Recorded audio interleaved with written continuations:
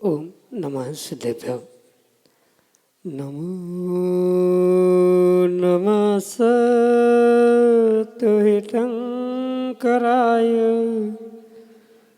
वीराय भव्याम्बुजभास्कराय अनंतलोकाय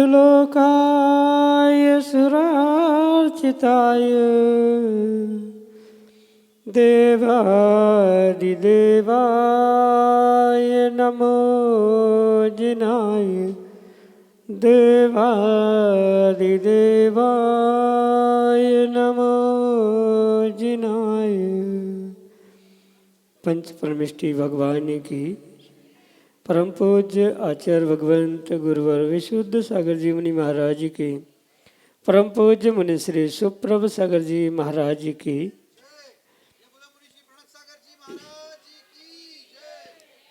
समीचीन विकल्पों का सम्यक समाधान, सम्यक ज्ञान की वह अनूठी विधा जिसके माध्यम से हम सभी प्रतिदिन अपने ही मन के अनेक समीचीन विकल्पों का सम्यक रूप से समाधान प्राप्त करके और अपने मन को निर्विकल्प बनाने का पुरुषार्थ करते हैं। और वही मन की निर्विकल्पता आत्मा का वास्तविक सुख है। ऐसे आत्मकल्याण की वह अनूठी विधा समीचीन विकल्पों का सम्यक समाधान जो कि हम सभी परम पूज्य आचार्य भगवंत गुरुवर विशुद्ध सागर जी महाराज के मंगल सुभाषिष से परम पूज्य मुनि श्री सुप्रभ सागर जी महाराज के मुखारविंद से आगम के परिप्रेक्ष्य में प्राप्त करते हैं। आज का वह सम्यक समाधान इस पंचकल्याणक के बेदी से उज्जैन मध्य प्रदेश से, और आप भी अपना समीचीन विकल्प भेज करके परम पूज्य मुनिश्री से उसका सम्यक समाधान प्राप्त कर सकते हैं। शीघ्रता से अपना विकल्प भेजें और मुनिश्री से उसका सम्यक समाधान प्राप्त करते हुए अपने कल्याण का पद प्राप्त करें। प्रारंभ करते हैं आज का सम्यक समाधान।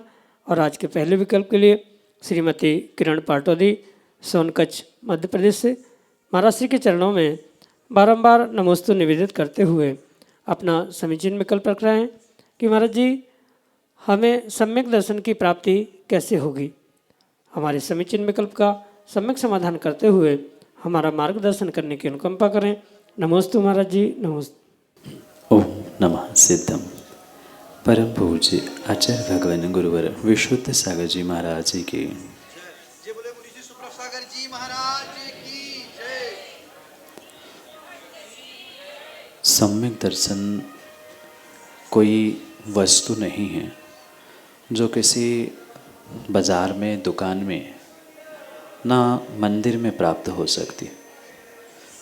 वह तो एक आत्मा के, जीव के श्रद्धा गुण का परिणमन है जिसकी प्राप्ति जीव स्वयं से स्वयं के भीतर ही प्राप्त कर सकता है। बाहर किसी भी प्रकार से उसकी प्राप्ति होना संभव नहीं। अंतरंग रूप में भी उसकी प्राप्ति का अगर विचार किया जाए तो ये निर्णय करना होगा कि जब तक व्यवहार से सम्यक दृष्टि जीव की वह खोज या उस भद्र मिथ्या दृष्टि की खोज सच्चे देवशास्त्र गुरु की शरण, समर्पण या श्रद्धान के प्रति नहीं है, तब तक किसी भी प्रकार से वह सम्यक दर्शन को प्राप्त नहीं कर सकता। इसलिए अनेक आगम के पहलुओं को, अनेक रहस्यों को समझते हुए पहले तो सामान्य रूप से व्यवहार पक्ष की अपेक्षा से उस सम्यक दर्शन की प्राप्ति के उपायों को, उनके साधनों को जीव को समझना होगा। बहिरंग निमित्त भी सम्यक दर्शन के प्राप्ति के लिए आवश्यक है, पर सबसे पहले अंतरंग कारण उपस्थित होना आवश्यक है जो कि करणानियों की अपेक्षा से 7 प्रकृतियों का क्षय क्षयोक्षम या उपशम के रूप में प्राप्त होता है। अन्यथा द्रव्यानियों की अपेक्षा से जो 7 तत्व, 6 द्रव्य, 9 पदार्थ कहे, उन पर श्रद्धा न करना, अध्यात्म की अपेक्षा से निज आत्मद्रव्य पर श्रद्धा न करना, इन साधनों से ही जीव अपने जीवन में उस सम्यक दर्शन को प्राप्त कर सकता।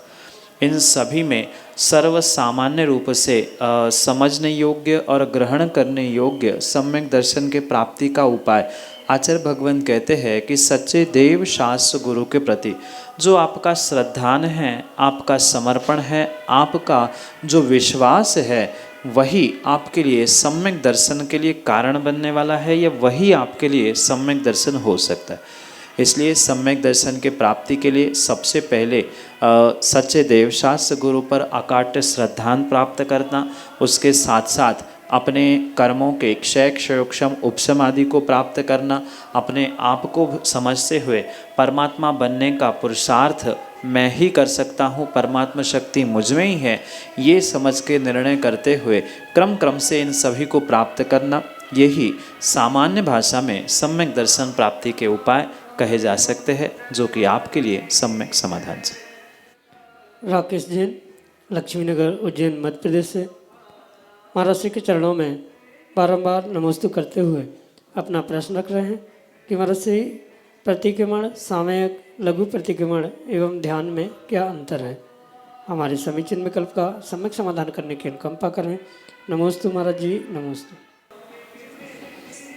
प्रतिक्रमण, सामायिक और ध्यान, इनमें कुछ विषयों में तो अंतर है, पर कुछ प्रकार से इनमें समानता भी समझने की आवश्यकता है। जैसे प्रतिक्रमण और लघु प्रतिक्रमण, इसमें कोई बहुत बड़ा अंतर नहीं है, मात्र जो पूर्ण रूप से द्रव्य प्रतिक्रमण आगम ग्रंथों में प्राप्त होता है, उतना पढ़ने का समय ना होने के कारण से उसे जब संक्षेप में कुछ पंक्तियों में, कुछ वाक्यों में सीमित किया जाता है, संक्षेप जिसका रूप है उसे लघु प्रतिक्रमण कहा जाता है।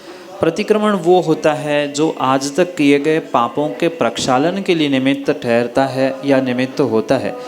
जो आज तक किए गए दोष है, वह दोष मेरे मिथ्या हो, पुनः इन दोषों की, इन गलतियों की पुनरावृत्ति ना हो, इन भावों से, उनसे बचने के जो पुरुषार्थ किया जाता है, जिसे द्रव्य प्रतिक्रमण के माध्यम से उच्चारित करते हुए वैसे भाव प्राप्त करने का प्रयास किया जाता है, उसे ही आगम के परिप्रेक्ष्य में प्रतिक्रमण कहा जाता है। जो जो भावों से किए गए अतिक्रमण हैं, उन अतिक्रमणों का पुनः प्रक्षालन हो, वह अतिक्रमण मेरे जीवन से दूर हो जाए, इन भावों से जो कार्य किया जाता है वह प्रतिक्रमण है। उसका संक्षेप रूप ही लघु प्रतिक्रमण के रूप में प्राप्त होता है। दूसरी बात, जो सामायिक है वह आत्र रौद्र परित्याग तद्धि सामायिकम मतम, इस प्रकार से कहते हुए आचार्य भगवान कहते हैं कि संसार के सभी जीवों के प्रति जो समता परिणाम है, उस समता परिणामों के साथ आत्र रौद्र परिणामों का त्याग करना, किसी भी प्रकार से जीवों की हिंसा विराधना से अपनी दृष्टि को मोड़ते हुए संयम के प्रति प्रवृत्त होना, ये जो जीव के भाव है इसे सामायिक कहा जाता है। क्योंकि सामायिक का व्याख्यान बहुत विस्तार से किया जा सकता है। सामायिक शिक्षाव्रत भी है, सामायिक चारित्र भी है, अनेक प्रकार से सामायिक को आगम ग्रंथों में ग्रहण किया है। तो समता परिणामों को संक्षेप में हम सामायिक कह सकते हैं। विगत दोषों का प्रक्षालन होने करने के लिए जो तस्मिच्छामि दुक्कडम के साथ कार्य किया जाता है वह लघु या बृहद प्रतिक्रमण के रूप में स्वीकार किया जाता है। और अपने मन की जो एकाग्रता है, चिंता का निरोध करते हुए उसे ध्यान की संज्ञा प्रदान की गई है। सामायिक में ध्यान किया जा सकता है, ध्यान के साथ साथ सामायिक भी हो सकती है, पर प्रतिक्रमण और सामायिक ये दोनों भिन्न भिन्न विषय है। मुनियों के लिए ये भिन्न प्रकार से आवश्यक और कृतिकर्म के रूप में प्रदान किए जाते हैं। विस्तार से और भी इसका व्याख्यान हो सकता है, पर संक्षेप से इतना ही आपके लिए सम्यक समाधान। दर्श बिलाला, दुबई से अगले समीचीन विकल्प करें। मोक्ष कब इन्वेंटेड था? बेटा, मोक्ष का इन्वेंशन किसी काल में नहीं हुआ है। अभी तो जब से ये सृष्टि है, जीवन है, तब से यह बना बनाया है। मोक्ष कोई स्थान नहीं है। मोक्ष एक ऐसी व्यवस्था है जहाँ जीव अपने ही भीतर उस विशेष अवस्था को, स्पेशल कैटेगरी को प्राप्त करता है। जो जीव की एक स्पेशल कैटेगरी है, जिसे बिल्कुल प्योर कहा जाता है, प्योर सोल कहा जाता है, वह प्योर सोल का ही वह दूसरा नाम मोक्ष है। मोक्ष संस्कृत शब्द से बना है जो छूटने के अर्थ में होता है। इस मनुष्य पर्याय में या अन्य पर्यायों में जीव कर्म के साथ उन पुद्गल के साथ मैटर जो पौद्गलिक रूप है उसके साथ चिपका है, जिसे इम्प्योर कहा जाता है। और उस इम्प्योर सोल का प्योर कंडीशन जिसे स्वीकार की जाती है, वह प्योर कंडीशन ही मोक्ष कहा जाता है। इसलिए इसका कोई इन्वेंशन करने वाला नहीं है। प्रत्येक वस्तु, प्रत्येक टर्म मात्र किसी साइंटिफिक कारणों से या साइंटिस्ट के द्वारा इन्वेंटेड नहीं है। कुछ वस्तु से ही, यानी बाय फॉल्ट जैसे होते हैं, ऐसा बाय डिफ़ॉल्ट दो व्यवस्था जीवों की कही है, एक इम्प्योर और एक प्योर। जो प्योर सोल है वह उनके रहने का स्थान जिसे निर्धारित कहा जाता है वह सिद्धशिला है, और उसे ही किसी अपेक्षा से मोक्ष कहा जाता है, जहाँ वह प्योर सोल रूपी भगवान, परमात्मा, ईश्वर, प्रभु, गॉड आदि के नामों से जो जाने जाते हैं, उनका रहने का वह एक विशेष स्थान है। मोक्ष का सामान्य अर्थ है छूटना। जब जीव इन इम्प्योरिटी से, कर्मों से छूट जाता है, तब वह प्योर बनते हुए मोक्ष को प्राप्त करता है, सिद्धशिला को प्राप्त करता है, ऐसा कहा जाता है। यही आपके लिए सम्यक समझ। राशि जैन, उज्जैन, मध्य प्रदेश से अगले समीचीन विकल्प के लिए। मेरा प्रश्न ये है कि सच्चे देव शास्त्र गुरु को कैसे पहचाने? जो वीतरागी, हितोपदेशी और सर्वज्ञ है, उसे सच्चे देव कहा। जो निर्ग्रंथ दिगंबर मुद्रा को धारण करते हुए 28 मूलगुण, पिच्छी, कमंडल आदि को धारण करते हैं, उन्हें सच्चे गुरु कहा। और उन सच्चे देवों के द्वारा, यानी सच्चे प्रभु के द्वारा, भगवान के द्वारा जो कथन किया जाता है, जिसे शब्दों में लिपिबद्ध किया जाता है, उसे ही शास्त्र यानी सच्चे शास्त्र का स्वरूप का। अगर इस प्रकार से कहीं हमें देवत्व, गुरुत्व, शास्त्रपना प्राप्त होता है, तो उन्हें हमें सच्चे देव, सच्चे गुरु और सच्चे शास्त्र के श्रेणी में रखने की आवश्यकता है। सामान्य भाषा में ये समझे, जिन भगवंतों को, जिन देवादि देवों को पसीना नहीं आता, भूख प्यास आदि नहीं सताती, ऐसे 18 दोषों से रहित होते हुए जो वीतरागी हुए हैं, जो दूसरों के लिए धर्मोपदेश प्रदान करते हुए दिव्य ध्वनि के माध्यम से सभी के लिए मार्गदर्शन करते हैं, ऐसे वह हितोपदेशी कहलाने वाले, साथ में जिन्होंने पूरे ब्रह्मांड को अपने केवल ज्ञान से जान लिया है, ऐसे सर्वज्ञता को प्राप्त करने वाले जो प्रभु होते हैं, भगवान होते हैं, वो ही सच्चे देव होते हैं। अन्य किसी भी प्रकार से उनकी वह अवस्था हो ही नहीं सकती। इसलिए 3 शब्द ध्यान रखें, वीतरागी, हितोपदेशी और सर्वज्ञ। जो इस स्वरूप को प्राप्त करते हैं वो ही सच्चे देव है, जो प्रपंच से रहित होते हुए मात्र और मात्र ध्यान, अध्ययन करना, तपस्या करना, इनमें लीन होते हुए अपने 28 मूल गुणों के साथ साथ दिगंबर भेष, पिच्छी, कमंडल को धारण करते हैं, उन्हें सच्चे गुरु कहा। और उनके द्वारा कहा हुआ वह सम्यक मार्ग, सम्यक उपदेश पूर्ण रूप से शास्त्र, सच्चे शास्त्र की श्रेणी में आता है। यही आपके लिए सम्यक समझ। श्रीमती सुशीला जैन, लक्ष्मीनगर, उज्जैन, मध्य प्रदेश से अगले समीचीन विकल्प के लिए। मैंने सर्वप्रथम आचार्य विमल सागर महाराज जी को शिखर जी में, उज्जैन में कहीं देखा था। आचार्य विमल सागर, आचार्य विशुद्ध सागर, आचार्य विराग सागर की जय। मैं तीनों गुरुओं की जय बोलती हूँ। इसके बाद में सुब्रत सागर और प्रणत सागर महाराज की जय बोलूं। महाराज जी, मेरे मन में थोड़ी सी ये जिज्ञासा है कि मैं सोचती कुछ हूँ और करती कुछ हूँ। मैं हमेशा सोचती हूँ कि नहीं, मुझे ज़्यादा दान नहीं देना है, ज़्यादा 100 रुपये 1000 रुपये बहुत होते हैं, लेकिन जब मौका आता है तो ना जाने कहाँ से मैं पागल हो जाती हूँ। जिनवाणी दान करने के लिए तो मैं बिल्कुल पागल की पागल ही हो जाती हूँ। मुझे समझ में नहीं आता है कि मैं ऐसा क्यों हो जाती। और आज जीवन में पहली बार मैंने पाद प्रक्षालन किया है। अच्छा, और मेरे अंदर क्या होता है कि कभी कभी क्या होता है कि मैं किसी को देना चाहती 5 रुपये, लेकिन पर्स में से 5 नहीं 500 रुपये निकल जाते। आखिर में ये ऐसा क्यों होता है? मुझे थोड़ा सा जिनवाणी का दान का और थोड़ा सा पाद प्रक्षालन के दान के थोड़ा सा शॉर्टकट बता दीजिएगा बस। माँ जिनागम में दान का बहुत अचिंत्य फल कहा है, और जो सच्चा धर्मात्मा, सच्चा सम्यक दृष्टि होता है, जब कभी दान की बात आती है वह अपने मन को हिरोर लेने से रोक नहीं सकता। भले ही शक्ति नहीं है पर फिर भी वह अपने भावों को इस प्रकार से संजोता है जो उसके आने वाले भावों के लिए एक श्रेष्ठतम कल्याण का मार्ग प्रदान करने वाले। आचार्यों ने स्पष्ट श्रावकों के लिए निर्देशित किया है कि उनका मात्र और मात्र दान पूजा के अलावा अन्य कोई भी श्रेष्ठ कर्तव्य हो नहीं सकता। और जो जीव शक्ति से भी अधिक भावना को भाता है, दे पाए नहीं दे पाए ये भिन्न विषय है, दे रहा है तो अच्छी ही बात है, नहीं भी दे पा रहा है पर भाव उसके देने के हो रहे हैं, सोचता कम है और दे ज़्यादा पा रहा है, तो ये स्वाभाविक रूप से उसके आने वाली वह सातिशय पुण्य के उदय को ही वह प्राप्त करने वाला है। ये स्पष्ट रूप से समझना होगा। दान देने के भाव होना ये ही पहले सातिशय पुण्य का उदय है, और साथ में वही दान आने वाले समय में और सातिशयता को प्रदान करने वाला हो सकता है।